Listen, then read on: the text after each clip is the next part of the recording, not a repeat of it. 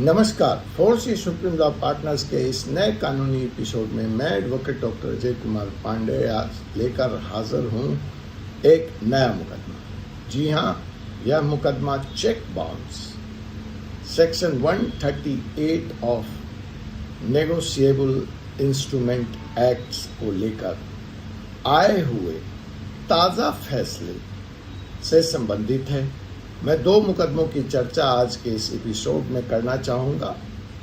Delhi high court का एक दिलचस्प फैसला सेक्शन 138 नेगोशिएबल इंस्ट्रूमेंट एक्ट पर, और दूसरा सुप्रीम कोर्ट का फैसला जो एक नई लकीर खींच रहा है। वह एक नई बात बताने की कोशिश कर रहा है कि आने वाले दिनों में 138 का मुकदमा कोर्ट्स में कैसे चला करेगा या कैसे चलना चाहिए। तो आइए हम पहले शुरुआत करते हैं दिल्ली हाई कोर्ट के इस फैसले से। जी हाँ, दिल्ली हाई कोर्ट के पास एक बड़ा ही दिलचस्प मुकदमा आया जिसने वर्तमान स्तर पर दिल्ली में जिस तरह से सेक्शन 138 नेगोशिएबल इंस्ट्रूमेंट एक्ट के केस रूटीन में डील हो रहे हैं, उस पर कोर्ट ने उस कानूनी मसले को क्वाश करते हुए बहुत महत्वपूर्ण बातें कही। आइए हम समझते हैं कि 138 के इस मुकदमे के बारे में दिल्ली हाई कोर्ट ने क्या कहा। दिल्ली हाई कोर्ट ने कहा कि यह मुकदमा जो उनके सामने प्रस्तुत है उससे दो बातें, एक तो उसको क्वैश कर दिया, और क्वैश करने के बाद उन्होंने यह कहा कि इससे यह पता चलता है कि किस तरह से 138 के केस जो मैजिस्ट्रेट की अदालतें हैं वह दिल्ली में डील कर रहे हैं। और इस पर टिप्पणी करते हुए कोर्ट ने कहा ऐसा अब मुमकिन नहीं होगा, ऐसा करने की इजाज़त अब डिस्ट्रिक्ट मैजिस्ट्रेट कोर्ट को नहीं दी जाएगी। उनको स्ट्रिक्ट गाइडलाइंस दिए जाएंगे जो उनको फॉलो करना पड़ेगा। तो देखिए इस मुकदमे में क्या हुआ जो दिल्ली हाई कोर्ट के सामने आया। जस्टिस अनूप जयराम भंबानी साहब के अदालत का मुकदमा है और उन्हीं की टिप्पणी है। उन्होंने कहा कि ऐसा लगता है कि जो मैजिस्ट्रेट कोर्ट है वो एक रूटीन टाइप, एक उसके पास एक प्रोटोटाइप है, एक टेम्पलेट है जिसका वो इस्तेमाल करता है, और उसमें मुकदमे पर बिना अपने विवेक का प्रयोग किए हुए, बिना अपने माइंड को अप्लाई किए हुए, बिना एक बेसिक डिस्कशन किए हुए कि इस मुकदमे में 138 सेक्शन 138 इस नेगोशिएबल इंस्ट्रूमेंट एक्ट के बेसिक एसेंशियल इंग्रेडिएंट भी लागू होते हैं क्या, वह उसके बिना जाने समझे रूटीन वे में, मैकेनिकल वे में एक सेट टेम्पलेट के आधार पर सामने वाली पार्टी को समन कर देता है। यह गलत है और इसी को रोकने के लिए एक गाइडलाइन लाने की बात दिल्ली हाई कोर्ट ने इस मुकदमे में की। तो जो रूटीन प्रक्रिया है जहां पे मैजिस्ट्रेट साहब यह लिख देते हैं कि there is a sufficient material before this court to proceed against the accused, thus hereby I take cognizance of the offence under section 138 of the NI Act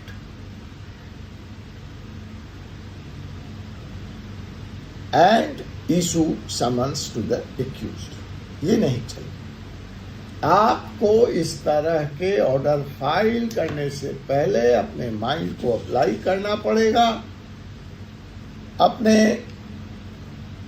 basic essential elements NI act के satisfy हो रहे हैं या नहीं यह सुनिश्चित करना पड़ेगा, और ऐसा सुनिश्चित करने के बाद आप जो समनिंग ऑर्डर करेंगे उसमें आपको स्पेसिफिक पर्टिकुलर्स देने पड़ेंगे, मसलन date and the number of cheques dishonoured, मसलन the bank upon which the cheque was drawn, किस बैंक के पर यह चेक विड्रॉ किया गया था, जहां इसका पेमेंट होना था, किस बैंक द्वारा यह चेक जारी किया था, अगर चेक अनपेड आया तो क्यों आया, इनसफिशिएंट फंड था या स्टॉप पेमेंट था, क्या रीजन था। उसके लिए आपको रिटर्न मेमो भी मेंशन करना पड़ेगा, संलग्न करना पड़ेगा, उसकी डिटेल्स देनी पड़ेगी। आपको अपने समनिंग ऑर्डर में यह भी लिखना पड़ेगा, स्टैट्यूटरी वार्निंग है जो मैंडेटरी नोटिस है अंडर एनआई एक्ट 138, क्या वह सर्व हुआ था, क्या वह सर्विस हुआ था, क्या उसकी प्रूफ ऑफ सर्विस थी और क्या पिटिशनर ने उसका जवाब दिया या नहीं दिया, क्या जवाब दिया। इन सारे तथ्यों के बिना जाने समझे मेंशन किए समनिंग ऑर्डर अब इशू नहीं किए जाएंगे। ऐसा ही दिल्ली हाई कोर्ट अपने इस आदेश में कहता है और वह जो वाइडली प्रिवलेंट प्रैक्टिस है वर्तमान समय में, जहां रूटीन वे में इस तरह के समन्स जारी किए जा रहे हैं, उसको लेकर अपनी नाराजगी व्यक्त करता है और यह भी कहता है it is necessary to lock down certain guidelines, to lay down certain guidelines to ensure कि magistrate must address the basic and essential ingredient of section 138 NI act. इसी से संबंधित एक दूसरे अति महत्वपूर्ण फैसले में जो अपना सुप्रीम कोर्ट है वह यह कहता है कि आपको 138 NI एक्ट का जो बेसिक कैरेक्टर है, जो बेसिक इथॉस है, वह भी समझना पड़ेगा। वो बेसिक इथॉस कंपाउंडिंग का है, बेसिक इथॉस कॉम्प्रोमाइज का है, बेसिक इथॉस जो है, बेसिक सोल जो है, जो पर्पस है 138 NI एक्ट का, क्रिमिनल होते हुए भी वह क्रिमिनल नहीं है, वह प्यूनिटिव इन नेचर नहीं है, अर्थात पनिशमेंट उसका मेन फोकस नहीं है, पनिशमेंट उसकी डिजायर नहीं है, पनिशमेंट उसकी आत्मा नहीं है। इसलिए कोर्ट विशेष को केस का जजमेंट पास करते वक्त प्यूनेटिव एस्पेक्ट को भूलकर कंपाउंडिंग एस्पेक्ट की बात करनी चाहिए और करनी पड़ेगी, क्योंकि सुप्रीम कोर्ट यह भी मानता है कि चेक बाउंस के केसेस अदालतों में या अदालतों के ऊपर भारी बोझ का कारण है और इनका इमीडिएट एंड अर्ली डिस्पोजल आवश्यक है, जिसमें प्यूनिटिव को पीछे रखकर